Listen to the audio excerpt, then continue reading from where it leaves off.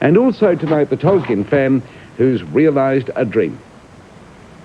I hope people pick up the book.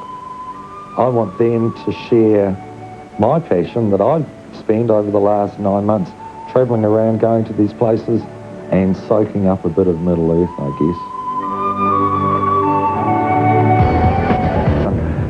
You picture in your own mind's eye what you think something is going to be like. Now that Peter Jackson's filmed it, that is the way that we'll forever imagine Middle Earth. Well, the second in the trilogy of Lord of the Rings is going to be released in less than a month, and with it, of course, the wonderful scenery. So where are these locations in New Zealand? Ian Brodie is a Lord of the Rings junkie. He's written a guide to Lord of the Rings locations. Hamish Clark joined him on his journey of discovery.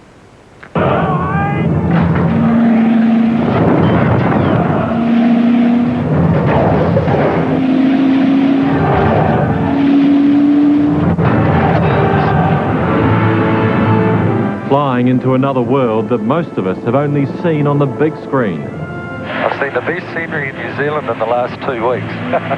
Oh, you haven't seen the best yet. Ian Brodie's quest is to be close to Middle Earth, a world Tolkien created that was beyond imagination, yet behind it is reality.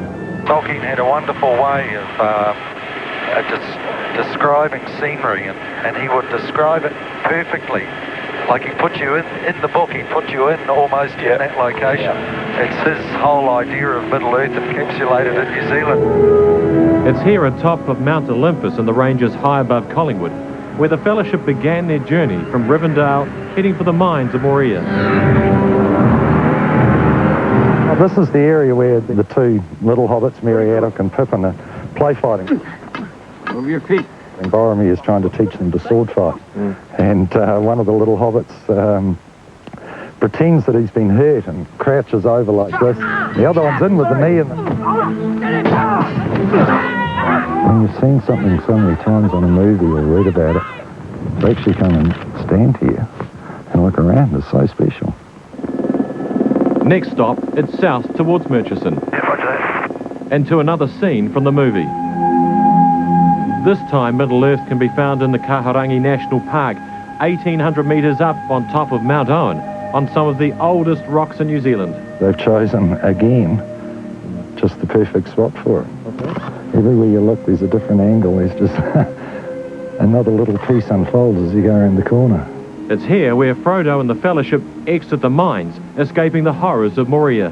And in their grief stopped, and then ran one little distance from here, but then the rest of the scene is down at Lake Alta in the Remarkables. Right. Okay. So that's the beauty of filmmaking, isn't it? So to see the next piece, we have to go to Queenstown. In the mountains and rivers around Queenstown and Glenorchy, this was the second most used place for filming Lord of the Rings outside of Wellington. And it's just spectacular. It's paradise. It's really funny. I've read the book over 30 times, I guess, and you picture in your own mind's eye what you think something is going to be like. Now that Peter Jackson's filmed it, that is the way that we'll forever imagine Middle Earth. And it's the right way. When I saw what he'd done in the movie, it brought me to tears. I went, yeah, that's right. He's got it exactly the way it should be. For 2 weeks, Ian roamed the countryside, clocking up over 5,000 Ks and capturing more than 1,500 images, writing as he went, even going as far as logging the locations by GPS. Well, the place is instantly recognisable, although, of course, we haven't got the pillars or anything like that here. It's just down from Queenstown's Chard Farm Vineyard on the Kawara River next to the bungee jump, where this scene featuring the Pillars of the Kings was filmed. Just looking at those really tortuous, strained columns sort of on each side of the river. Again, reading the book, it's exactly the way I would have pictured it. It's fantastic. He even acted as an unofficial tour guide on a windswept road near Glenorchy for these lost sightseers. What did they film on the Dark River? Well, no, they filmed in just up in around here. Tourists searching for a glimpse of Tolkien's Middle Earth. Wow. So in this one spot, you can come and stand here and get 3 locations, 4 locations almost. But of the 50 locations he visited, one place stole his heart.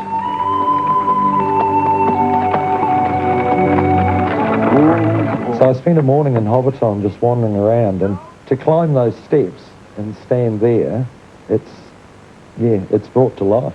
Yeah, I could have spent all day there, actually. All the places we went, I found one piece of styrofoam this big in one location, and that was it.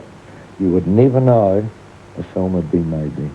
Now Ian has a book full of memories of his journey to Middle-earth, a guidebook of sorts for those other Lord of the Rings fans like himself. To me, to have a book with Gandalf on the front cover and my name is probably one of the proudest moments of my life, to see that book out there. And I hope people pick up the book. I want them to share my passion that I've spent over the last 9 months travelling around, going to these places and soaking up a bit of Middle-earth, I guess.